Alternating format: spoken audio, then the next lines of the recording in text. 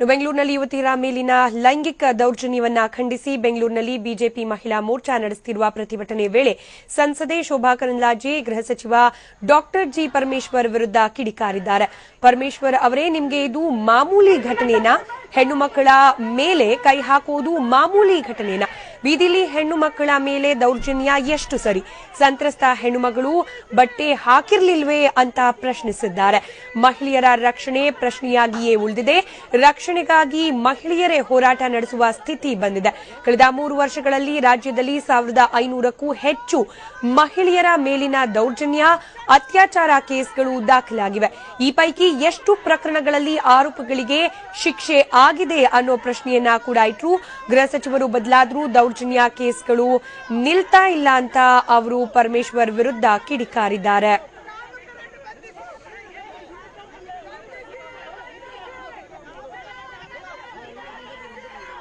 BJP ಇವತ್ತು ಪ್ರತಿಭಟನೆಯನ್ನ ನಡೆಸಿತು. ಬಿಜೆಪಿಯ ಮಹಿಳಾ ಮೋರ್ಚಾದಿಂದ ಹಮ್ಮಿಕೊಳ್ಳಲಾಗಿದ್ದ ಪ್ರತಿಭಟನೆಯಲ್ಲಿ ಗೃಹ ಸಚಿವ ಡಾಕ್ಟರ್ ಜಿ ಪರಮೇಶ್ವರ್ ಅವರ ವಿರುದ್ಧ ಬಿಜೆಪಿ ಮುಖಂಡೆ ಸಂಸದೆ ಶೋಭಾ ಕರಂದ್ಲಾಜೆ ಕಿಡಿಕಾರಿದ್ದಾರೆ.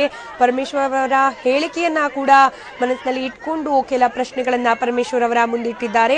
ಬೆಂಗಳೂರಿನಲ್ಲಿ ನಡೀತಾ ಇರುವ ಘಟನೆಗಳೇನಿದೆ ಅದು ಮಾಮೂಲಿ ಘಟನೆಯನ್ನ? ಹೆಣ್ಣು ಮಕ್ಕಳ ಮೇಲೆ ಕೈ ಹಾಕುವುದು ಹಾಗೆ ಬೀದಿಗಳಲ್ಲಿ ಹೆಣ್ಣು ಮಕ್ಕಳ ಮೇಲೆ ನಡೀತಿರುವ ದೌರ್ಜನ್ಯ ಮಾಮೂಲಿ ಸಂಗತಿಯೇ ಅನ್ನೋ ಪ್ರಶ್ನೆ ಕೂಡ ಇಟ್ಟಿದ್ದಾರೆ. ಜೊತೆಗೆ 3 ವರ್ಷಗಳಲ್ಲಿ 1500ಕ್ಕೂ ಹೆಚ್ಚು ಪ್ರಕರಣಗಳು ದಾಖಲಾಗಿರುವುದು ಮಹಿಳೆಯರ ಮೇಲಿನ ದೌರ್ಜನ್ಯ ಹಾಗೆ ಅತ್ಯಾಚಾರಕ್ಕೆ ಸಂಬಂಧಪಟ್ಟ ಹಾಗೆ ಈ ಪೈಕಿ ಎಷ್ಟು ಮಂದಿ ಅಪರಾಧಿಗಳಿಗೆ ಶಿಕ್ಷೆ ಆಗಿದೆ ಅನ್ನೋ ಪ್ರಶ್ನೆಯನ್ನ ಕೂಡ ಬಿಜೆಪಿ ಸಂಸದೆ ಶೋಭಾ ಕರಂದ್ಲಾಜೆ ಪರಮೇಶ್ವರ್ ಅವರ ಮುಂದಿಟ್ಟಿದ್ದಾರೆ.